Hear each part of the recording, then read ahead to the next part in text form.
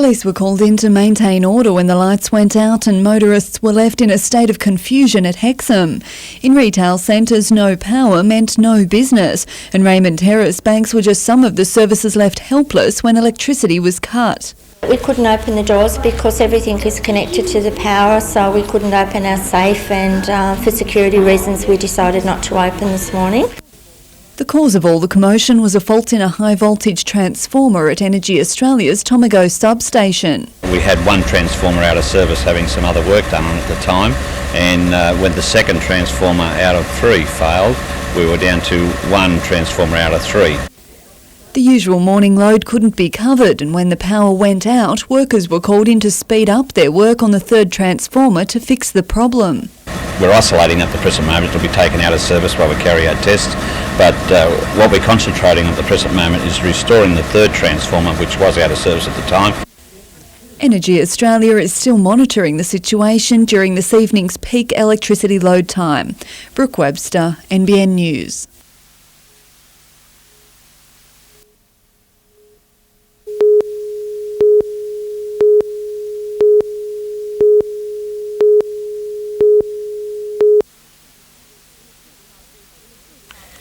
Newcastle's inner-city rail corridor bridges the foreshore and the CBD, but according to a new draft management plan, it's a barrier whose removal will make the world of difference. The advantages are obvious. It opens up the whole foreshore, which is a magnificent asset, to the city centre. Jointly funded by the City Centre Committee and Council, the $165,000 600-page plan drafted by the same group that revitalised Sydney's Rocks area is meant to serve as a blueprint for the city's future. But the Lord Mayor says before any plan can proceed, community input is essential. But what we need to do is understand what we're talking about and not just get into this useless polarised debate that one party says it must go, another party says it must stay. I think too many people have used the railway line as an excuse for the fact that they're not getting on with running the businesses in this city in a way that attracts people in there. Honeysuckle has also refused to weigh into the debate, claiming alternatives would be good to explore, but that the present setup hasn't stopped the corporation from doing business. Honeysuckle's selling sites at the moment. We're selling sites with or without the railway. The railway is there. More access would be good for us.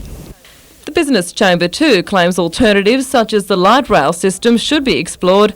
Council is tonight expected to recommend the plan is put on public exhibition for 6 weeks. Helen Kapelos, NBN News.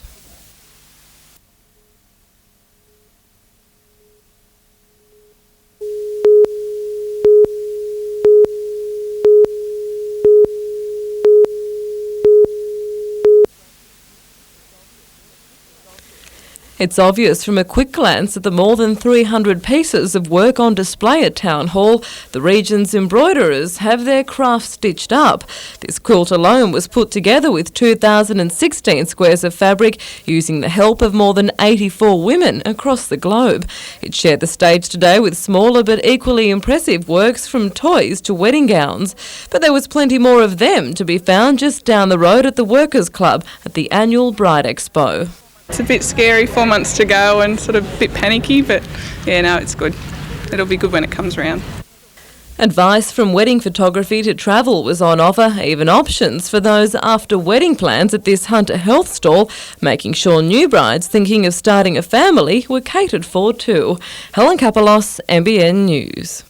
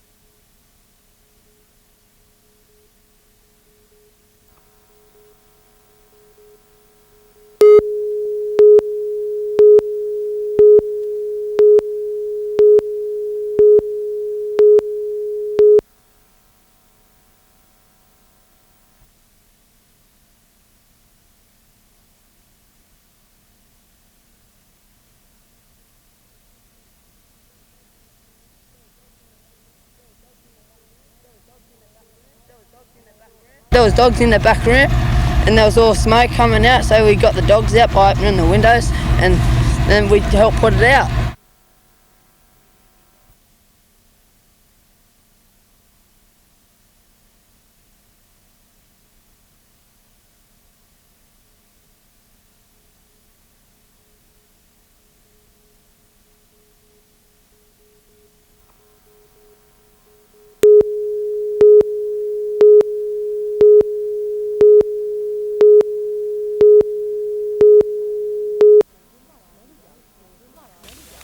Like many young children, 5-year-old Jack Mounter Hughes had an aversion to taking tablets.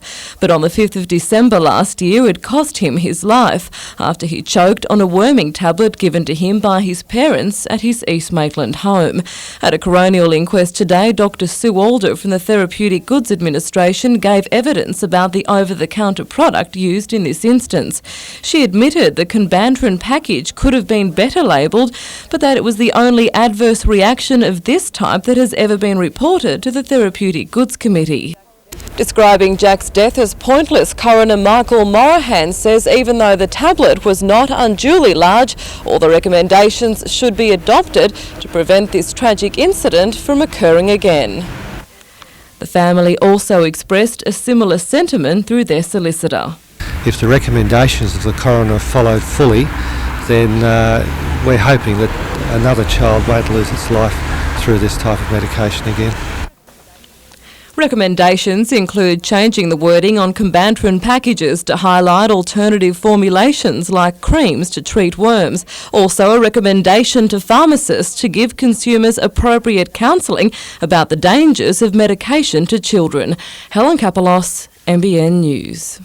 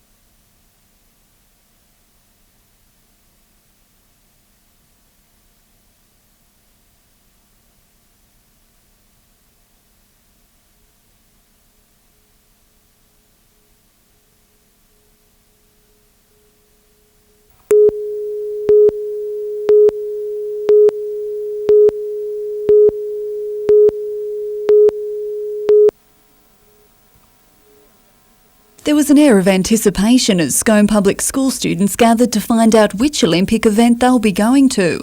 The school was one of 5 in the state chosen by Olympics Minister Michael Knight and sponsored by an overseas company. And when the students' names and the selected sports were drawn out of a barrel, the excitement bubbled over.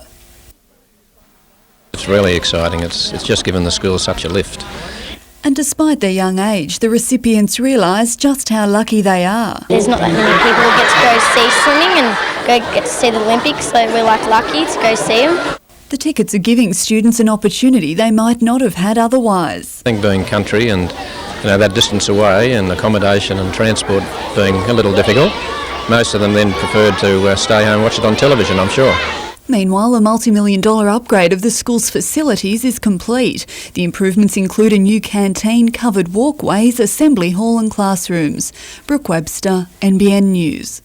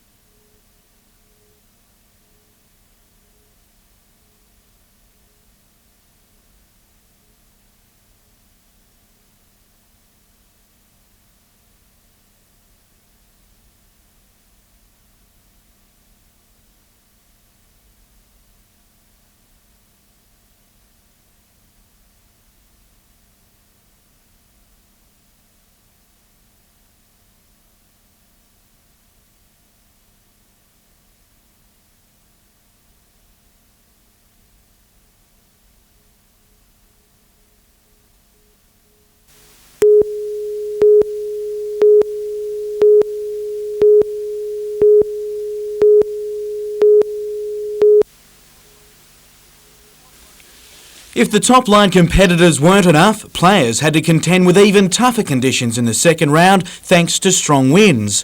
Harry Epstein made the most of it when he had it at his back with some nice approach shots. But after a first round 70, an 80 today has him well back. Once on the greens, Shane Barley knew his way around. He shot 3 over today. Ewan Porter enjoyed the front 9, but the run home to the clubhouse wasn't as kind, ending the day 3 over. Aaron Price remains the leader with 1 round to play. He's 1 over after dropping 3 shots today, a good effort considering the conditions. With Olympic positions on the line, Lochinvar's 3-day event has brought the best out of some of the country's finest horseflesh and their riders. But pushing things to the limit can have consequences. Louise Baston thrown from her mount and given a ride on another charge, an ambulance. Concussion, a broken wrist and the end of the competition the result. Competition at the New South Wales Equestrian Centre concludes tomorrow.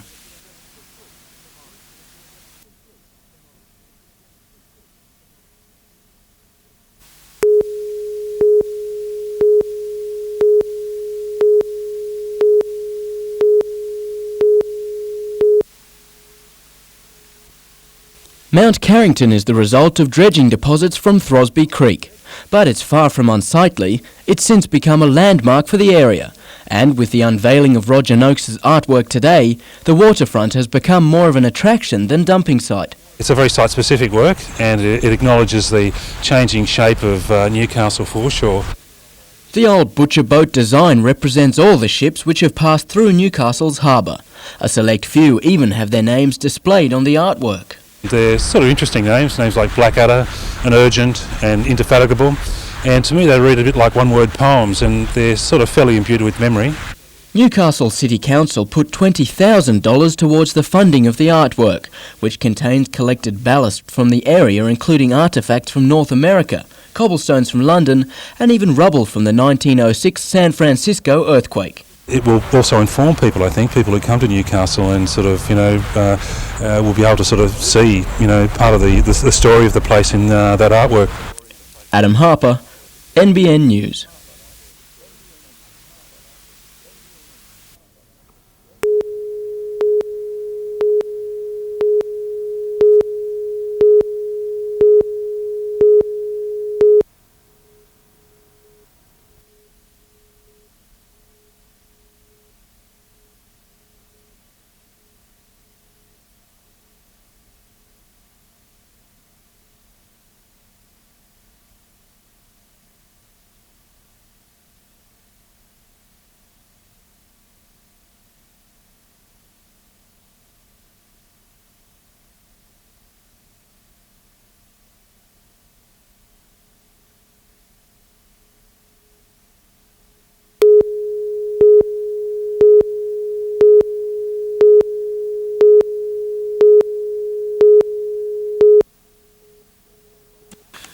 Fourth on the ladder, and with 3 wins from as many starts, the Knights are showing signs their eye for winning is back in. In his first top-grade game, 19-year-old Josh Perry played a starring role with a 60-metre bust from a kick return that caught everyone's eye. I don't know what I was thinking. I haven't done that since being under 12s. He was a hit in defence as well, but he did have a good role model in Andrew Johns. A plan to attack the Warriors' right-hand defence worked well with Tamana Tahu. The winger crossed twice in the first half. That's the most by any player this season, and 2 better than Darren Albert, who should return this weekend. He likes a bit of competition, Albie, He doesn't get that much, so I try to push him. Hooker Danny Badiris was cleared of any injury problems, while prop Matt Parsons has a knee strain, but is expected to play this weekend. Centre Matt Gidley carries a slight shoulder problem, but he could well be lost to the New South Wales team that's named tomorrow. That's not something the coach wants, given the team plays Brisbane this weekend, with the chance of leapfrogging to second on the ladder. Well, this is a real pivotal game. Even though we've got our top boys out, this is one that we've got to really apply ourselves to see we can't win this one.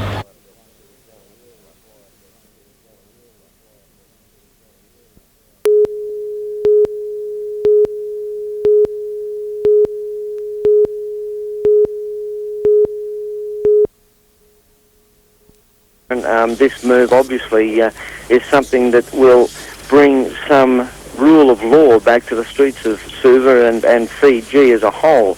The military has taken control.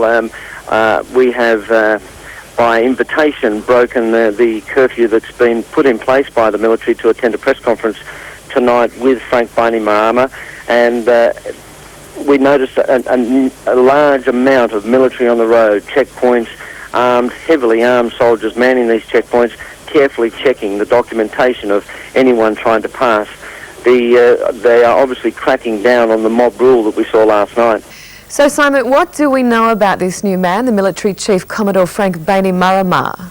Well, he's the military commander, which obviously means he has enormous military support. We have a 2,000-strong military here in Fiji, comprising the Army and the Navy and reservists. Now, he has and wields a great deal of power and will, I think, be in a position to bring back law. I am a little bit weary as to what position the President now finds himself in, President Ratu Sukamasisi Mara, because if Bainimarama now claims executive authority, what role will the President play? He may still remain as President, but he may also then have to step aside. I think that's something that will become clearer in the next 24 hours.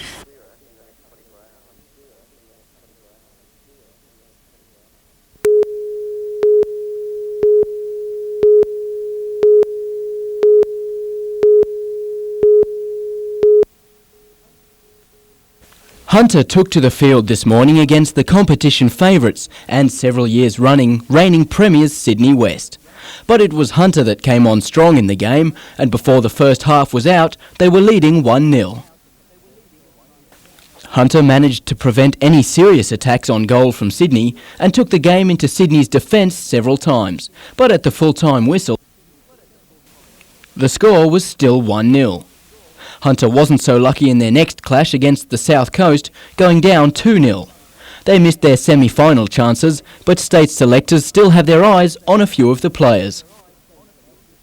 Meanwhile, day 2 of the Primary Girls Basketball Championship proved successful for Hunter, winning both today's matches. They'll play in tomorrow's semis against South Coast. Not so much luck for Paulding, the Northern New South Wales Catholic team, consisting of many Hunter players. They were beaten by Barrier this afternoon and won't make the semi-playoffs. Adam Harper, NBN News.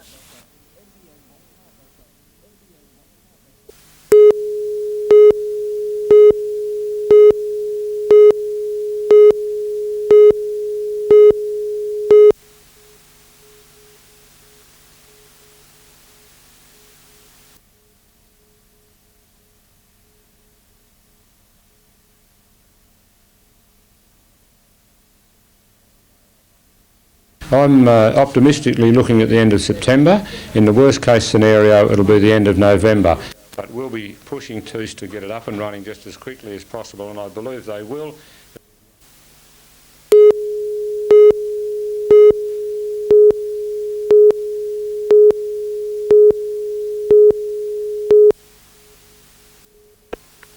Police want help from the community in piecing together Robin Denham's final movements on Monday evening.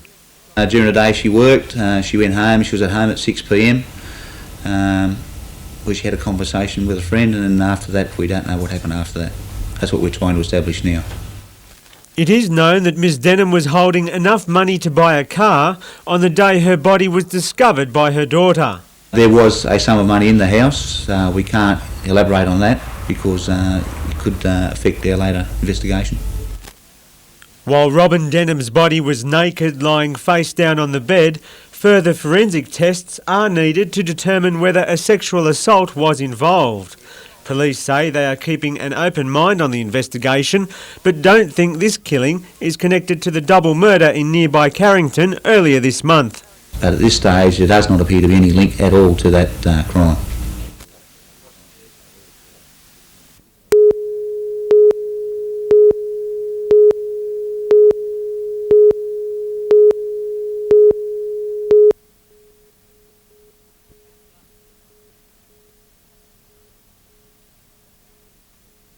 Life has certainly stepped up a gear since Justin Norris came to national prominence at the Olympic swim trials. Today he stepped back into his old schoolyard, Merewether High, to be inducted into the school's Sporting Hall of Fame. It's something I've always looked up at when I've been at school here at Merewether. It's an honour to get up there and I always wanted to do it one day. The Stockton teenager joins a long list of sporting achievers from Merewether High, including fellow swimmer Donna Proctor, tennis player Rachel McQuillan and netballer Reagan Gilmore. Despite his golden performance at the Olympic trials, Norris is keeping both feet firmly on the ground. To me it just feels like I've just been to an important meet, same as I have been for the last few years, come back, swim well and come back and just having a bit of a break, so it just really hasn't hit me that the Olympics are coming around. Norris will now head north to Caloundra for a camp with the Olympic swim team, then back to the AIS for the most intense training schedule of his life. Blake Doyle, NBN News.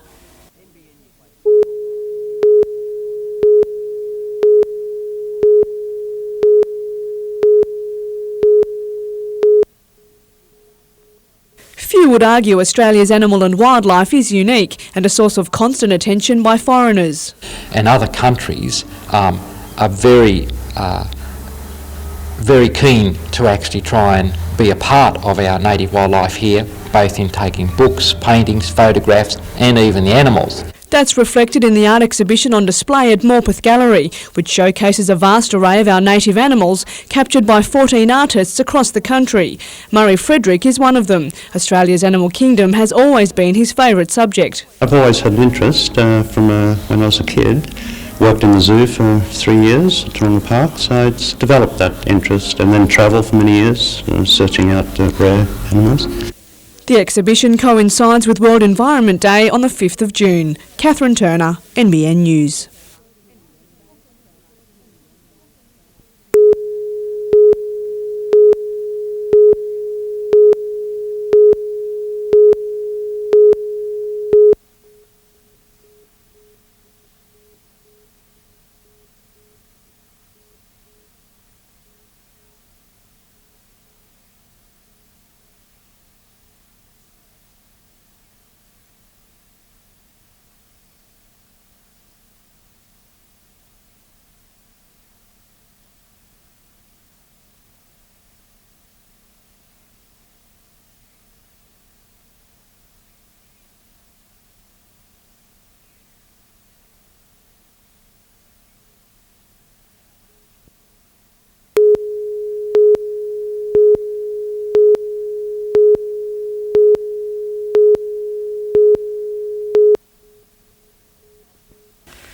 Auctioned by Hunter Health 18 months ago, the Royal Newcastle Hospital's North Wing is a prized piece of real estate with potential for spectacular views. But developers, which include a consortium of local businessmen, say they want to avoid potential problems redeveloping the site by meeting with council first. I think it's appropriate for a site like that for the developer to get some sort of guidance from council. It's far better than having a confrontation with council. Unavailable for comment today, developers say they're not prepared to lodge a development application until a council committee has heard their plans for the site. Plans which include a multi-million-dollar overhaul of the now derelict North Wing. Developers say restoration of the building isn't financially viable if plans for the new building aren't approved. Foreseeable problems include height restrictions. Meantime, the city's draft merchandising plan was officially launched today. Consultants pleased the plan to overhaul the city has already generated debate, which includes the potential removal of the Civic Railway line. Now, the railway is one of those issues. I believe the most important thing is to start doing things about enlivening the precincts in the city. The railway will be discussed, but it's a long-term thing. Helen Kapelos, NBN News.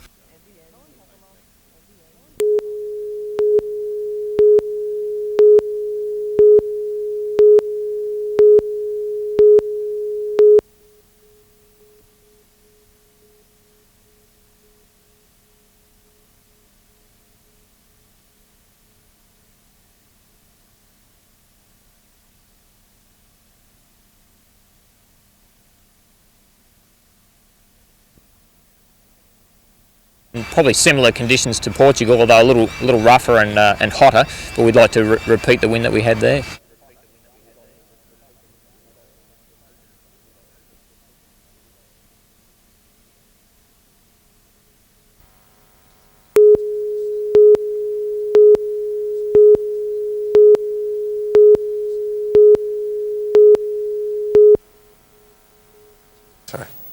The new interchange rule really does need looking at again by the NRL. Apart from the confusion of counting the 12 replacements during the game, what happens if a coach somehow uses all his replacements before the game is over and another player is seriously injured?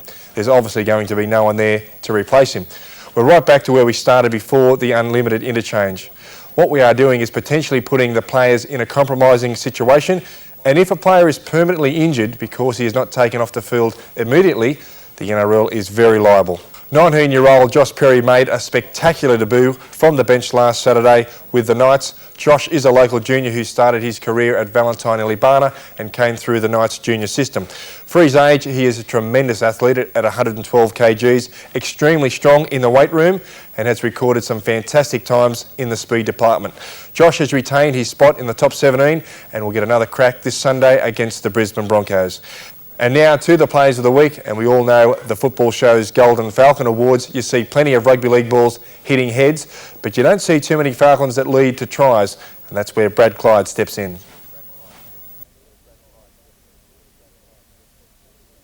Spectacular weather in Canberra last weekend. There were some good shots during the game, but the best one came from one of the spectators.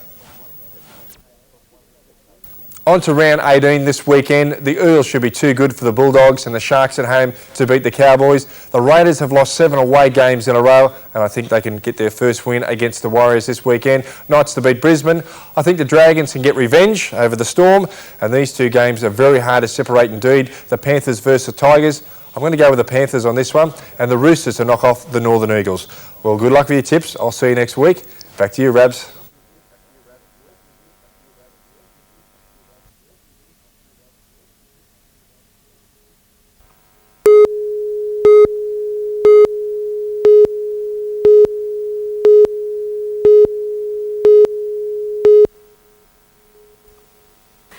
The first thing you notice when you watch Nick Lindahl play tennis is how hard he hits the ball, especially for an 11-year-old.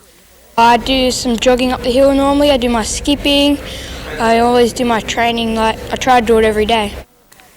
Nick's fitness and strength will be on display in New Zealand from the 1st of July when he competes in the tennis test match against the Kiwis. The boy from Ilibana is one of 8 players from around the country to be selected. He has a very good court craft and can work his players out rather than just trying to beat them by blasting off the court.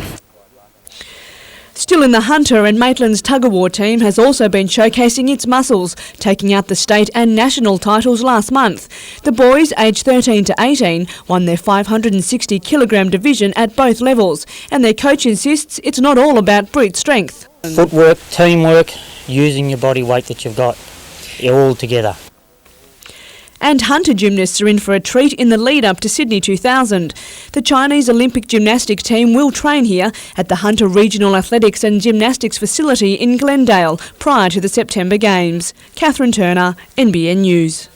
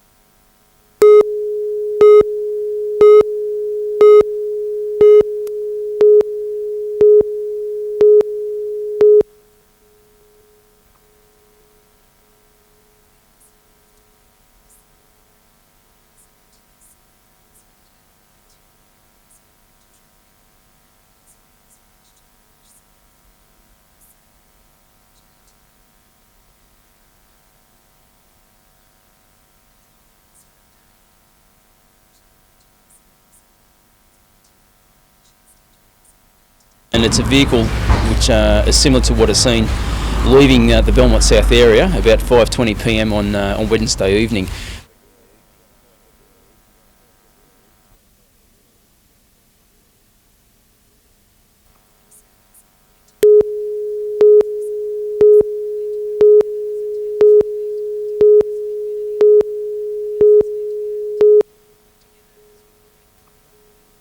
The Hunter Street eyesore has been boarded up under council orders to prevent entry for some time, but today the walls came down. With the high winds from the south and they've been blowing through the building, it's put a lot of pressure on the hoarding at the front and the hoarding's fallen down. A few cars in the path of the collapsing debris sustained minor damage, but were able to be driven away. Fire crews and other emergency services attended the scene to secure the remaining boards, and council engineers were called to inspect the site. But the building isn't completely coming apart at the seams. Architects Cornucopia are saying that redevelopment will begin in 6 months' time. 74 apartments in that building and the extension, which is a brand new building that's being built behind it but connected to it. Redevelopment has been held off in the past due to financial restraints, but Mr Duke says that the Sydney owner of the building now has the funds to give the go-ahead. Adam Harper, NBN News.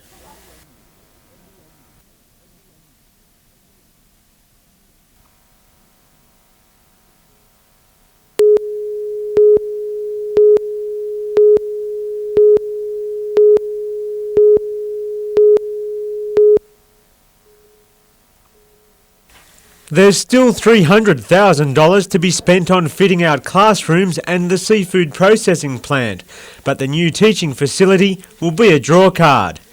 It's for the whole state at this stage, and they're trying to entice people to come from overseas as well once we get started. So it should be very good for the Newcastle area. The aim of the Fishing and Seafood Industry Training Centre will be to develop a culture of learning where a sink or swim attitude has prevailed in the past. 780 students will learn seafood handling, packaging and freezing, and from now on workers won't be stepping on board a trawler without some prior knowledge. Their deckhands will now be aware of all the dangers that might happen, their safety aspects, fire drills, and just all the bookwork that needs to be done. The Newcastle Commercial Fishermen's Co-op, Hunter Group Training Limited and the Australian Maritime College are all joint venturers in the project.